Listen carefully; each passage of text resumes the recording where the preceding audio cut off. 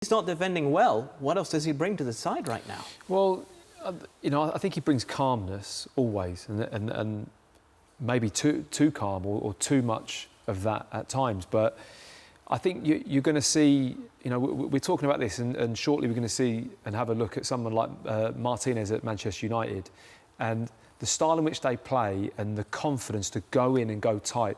That goal there with Danny Welbeck, the way he's 5 yards off him, and he opts to just kind of step back and allow him to go and have the ball. Now, when Liverpool are functioning well, they're locked in. The line's a bit higher. Welbeck has the ball. Somebody's tight with him. The fullbacks are in. But I don't think there's quite that trust there at the moment for them to mentally just free it up and go and be aggressive with their decision-making. There's small details. That decision to go in there is not a big part in the scale of the game, but they all matter. And I just feel Liverpool at the moment are just not confident in probably themselves at the moment in terms of being able to keep a clean sheet. I think it's really easy to be critical, generally speaking, but critical of Liverpool at the moment because their standards have been so high in recent seasons. You said a moment ago, if Van Dijk doesn't defend well, what does he bring to the team? Well, I'd like him in my team as a threat in the opposing box at set plays. There's a lot more to Van Dijk than just defending. Well, there was more of a comparison with Trent Alexander-Arnold where we see him offer so much offensively. Yeah. It almost offsets his defensive capabilities at times. At times, not. Yeah. No, I hear what you said, and I made that point yesterday. If you restrict what Trent Alexander does going forward to have him more as a steady right back who's more defensively minded, I think Liverpool Football Club lose something. Well, how detrimental is it to a player when their reputation gets dented? It can take a lifetime to build a reputation, Lee. It can take a moment to absolutely smash it, because even during the international break, one of the greatest players of all time, Marco van Basten, was criticising Van Dijk. I don't know if you saw the comments, that he's too passive in building up from the back for an offensive aspect to the Dutch game, the Netherlands national side. And now Van Dijk's getting criticised, and we just saw the third goal conceded there. I think every player goes through a little spell where you get criticised if it's not. I mean, it's a massive club with massive coverage, and they're going to get a lot of people's opinions. And I think since he's had his cruciate ligament injury, I don't think he's probably come back as the same player. I don't think he's quite as dynamic as he was before his injury. Liverpool have started off a little bit stuttery this season, so I think it's a confidence thing that's running through the team. They're not quite the oiled machine that they were the last couple of seasons. And it's just a sticky spell for them. I think it's a sticky spell for the manager, the players. Can they afford a sticky spell? Because you look at the results last year. Now, the champions were Manchester City. They won 29 matches. They drew 6 and they lost 3.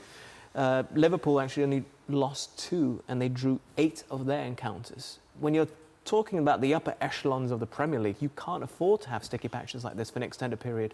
So far this season, well off the pace. Definitely not. Definitely. I mean, the standard that Liverpool and Manchester City have been at the last 2 or 3 seasons is absolutely off the scale. The points tally, the losses per season, it's been ridiculous. And obviously Liverpool have found it difficult to maintain at the start of this season. I don't see... Liverpool are the kind of team that next week will come back and beat someone 4-0 and we'll go on a run of 10 games where they don't drop a point. Like I say, it's just a sticky spell for the manager, a sticky spell for the team. It's a lack of confidence. They've started off a little bit slowly. I think they had a few injuries a few weeks ago that sort of put them back a little bit. But they'll get through it. They've set themselves a standard and everybody's now on the back of them, but they will come through this. Do you not think we've focused quite a lot on the defending side of it, but there are other areas of that team that aren't at that level that you're saying at either. Midfield, I look at goals from wide areas. When you think back to how someone like Mane was affecting the game last season, Salah, it's all just dropped off a little bit. So, those highlighted areas is when a goal's been scored, it's always going to be scrutinised more. But there are other parts of the game that aren't quite at that high standard that Liverpool have had over the past 4 or 5 seasons. And how does Jurgen Klopp deal with a situation such as Núñez? He spends a lot of money on a striker and he gets himself stupidly sent off for headbutting somebody, and he loses him for 3 games. So, I don't think it's... I think you can apportion blame, yeah, definitely. But again, it's this collective. And if there's anyone who can tell me that Liverpool aren't going to be in the top 4 at the end of this season, I'll be very surprised. I think they will be. You think they will be? Matt? I'm not sure. I'm not sure. I think I wouldn't write them off because I think they're capable of then turning it over. But I look at other teams at the moment. There's some strong teams, and there are teams that almost sometimes I feel like teams need to have their time. You know, teams that have been down for quite some while, they'll always come back. Just the same as teams at the top will drop off.